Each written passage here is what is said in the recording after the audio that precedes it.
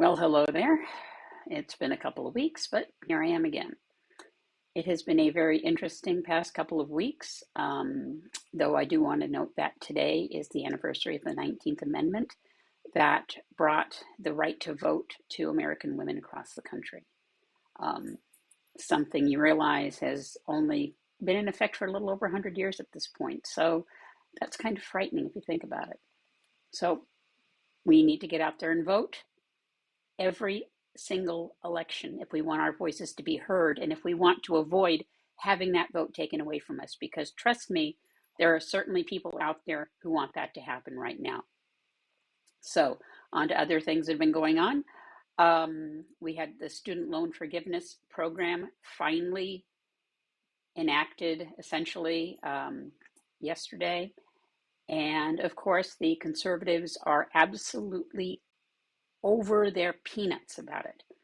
They're pissed off. They're saying, we shouldn't have these loans forgiven. People should have to pay their bills and everything else. What I loved was that the White House's response to this was to specifically call out those Republicans who had obtained PPP loans during the larger parts of the pandemic and had since had those loan amounts forgiven.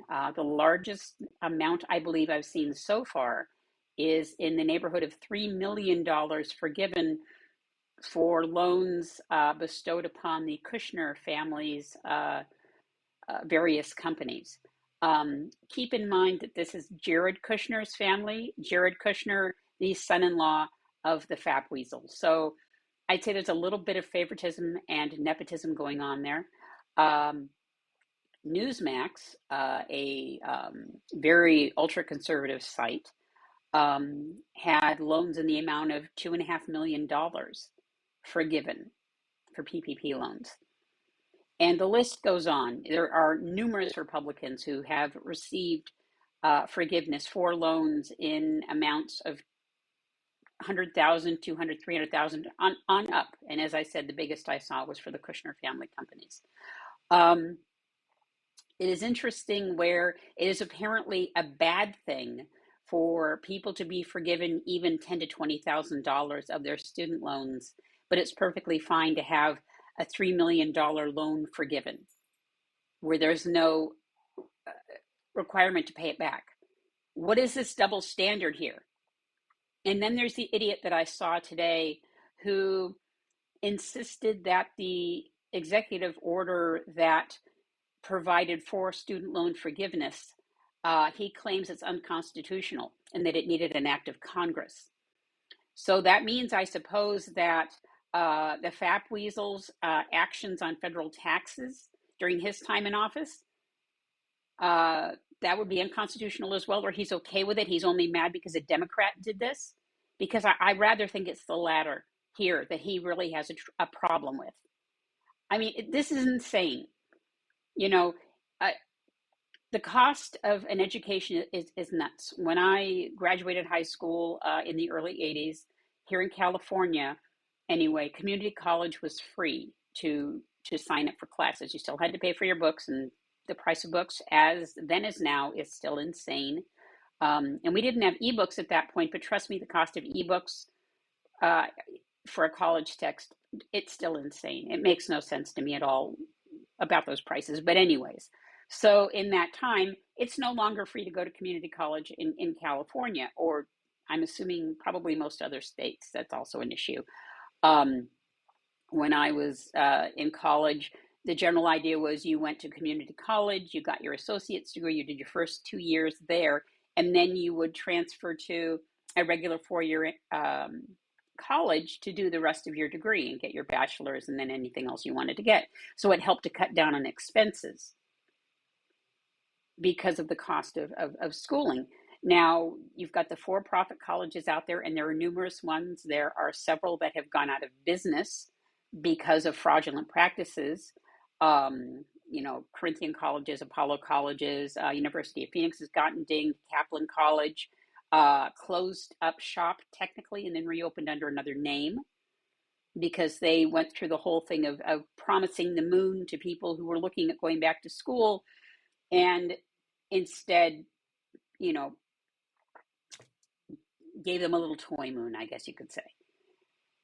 So these are people who have incurred lots of debt, whether going to a legitimate college and that was fine, or going to one of these horrible places that I've certainly spoken to enough hiring people and businesses who say that when they see resumes from Kaplan or University of Phoenix, that resume is immediately discarded because the applicant isn't necessarily being taken seriously. And that shouldn't be the case, but that's a whole nother video. So you have people who have, tens of thousands, hundreds of thousands of dollars in college loans. In some cases, they now owe more because of interest on those loans than they originally borrowed to be able to go to school in the first place.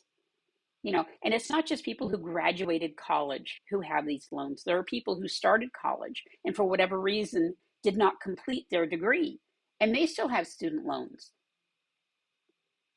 It's crazy. This is something, it would be nice if the amount forgiven had been larger. The way it is, it's if for regular federal loans, it's up to $10,000. And if you have Pell Grants, it's up to $20,000. So wherever you fit in there, check. If you still have student loans, check and see where you are with that.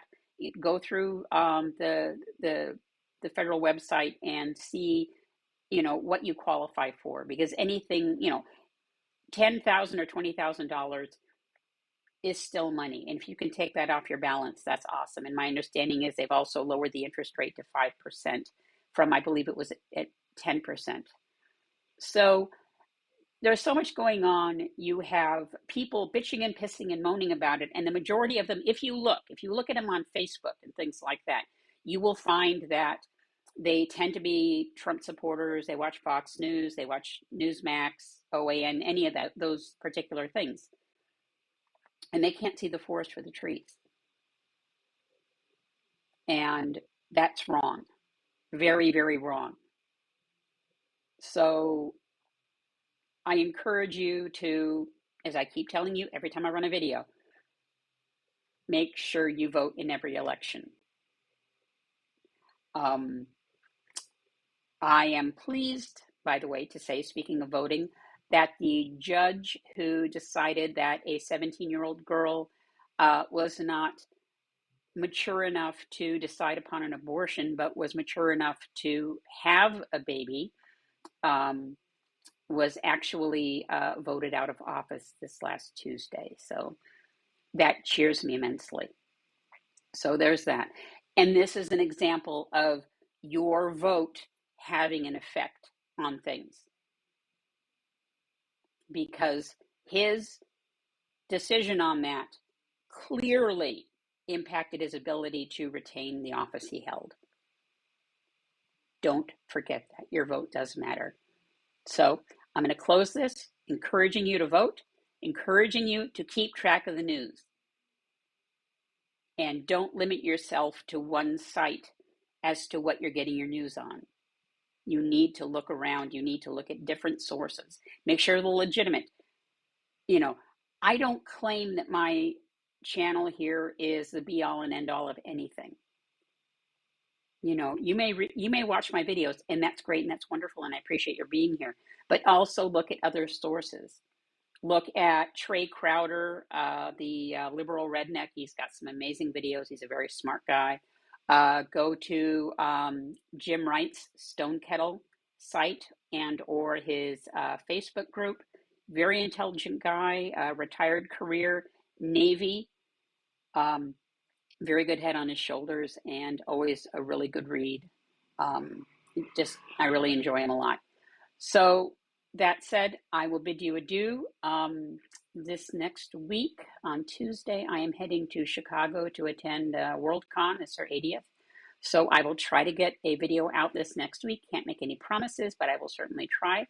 And I will speak to you all later. Take it easy. Bye now.